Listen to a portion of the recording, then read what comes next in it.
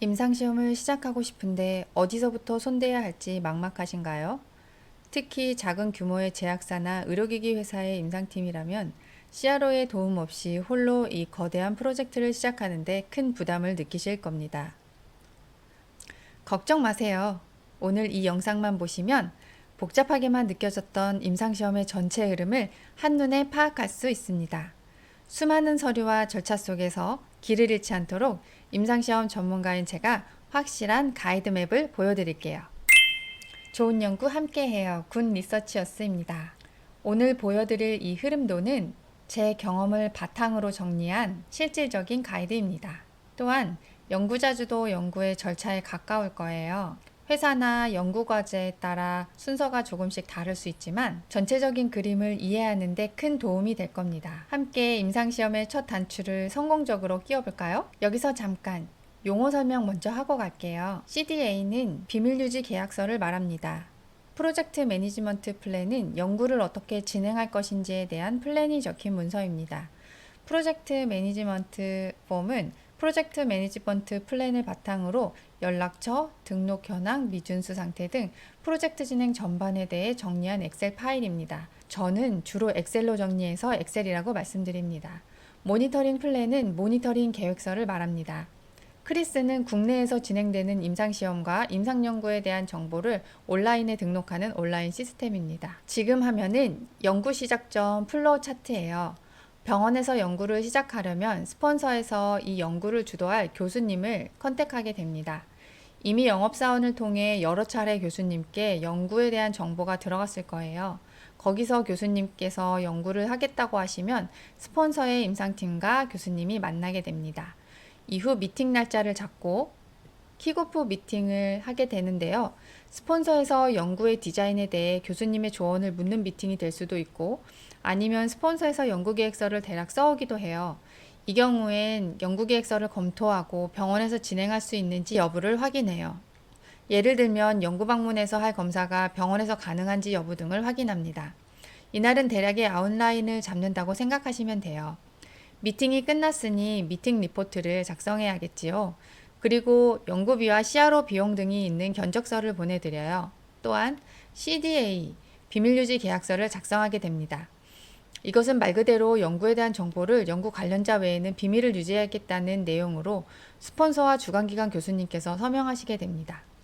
이후 연구비와 견적서를 협의하고 견적서가 오케이 되면 계약서를 보내고 계약서 내용을 협의하고 서로 협의가 되면 계약서 서명을 하게 됩니다.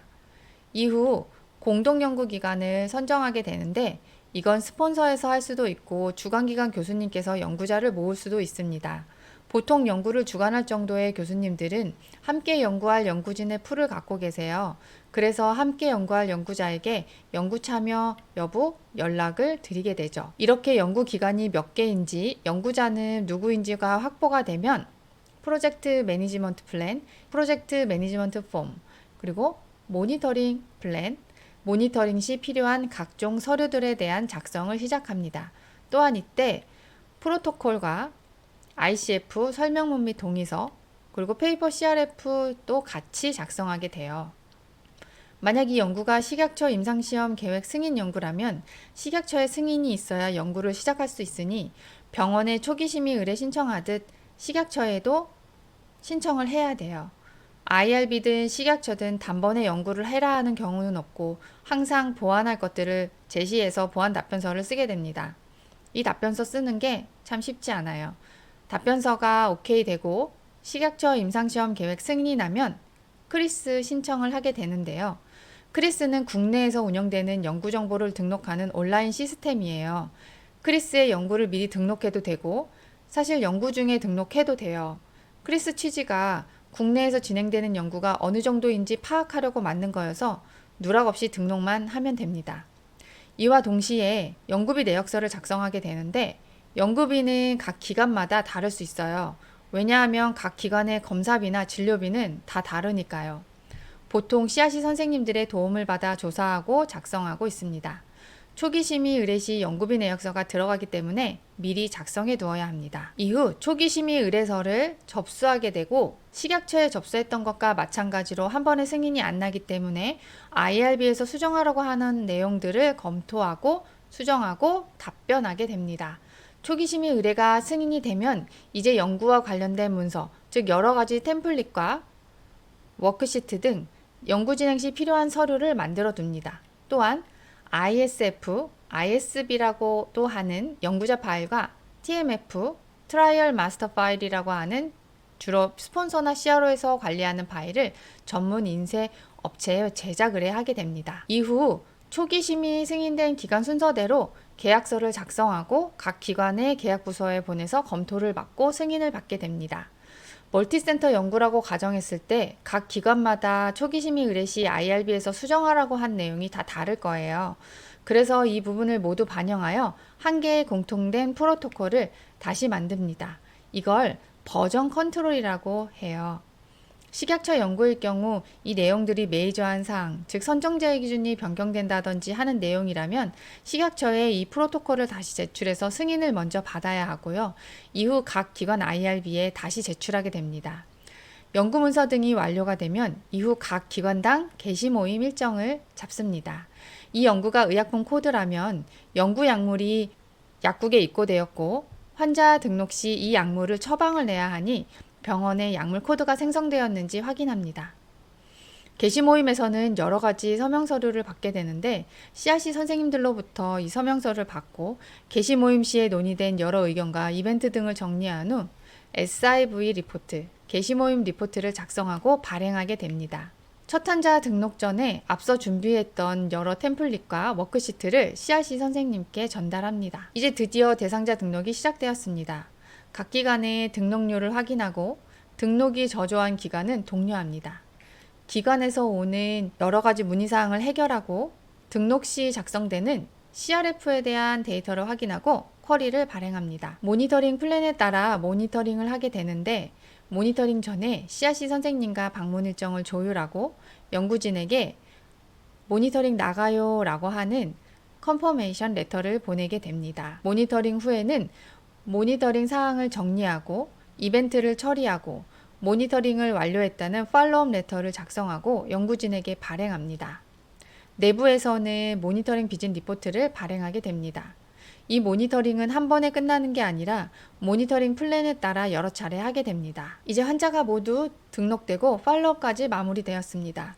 그럼 IRB에 연구가 종료되었다는 내용의 종료 보고서를 내게 되고 이후 COV, 종료 모니터링을 나가는데 이건 앞서 모니터링과 마찬가지로 CRC 선생님과 일정을 조율하고 레터를 보내고 이벤트를 정리하고 리포트를 작성하면 됩니다. 자, 이제 연구 종료 시 플로우입니다.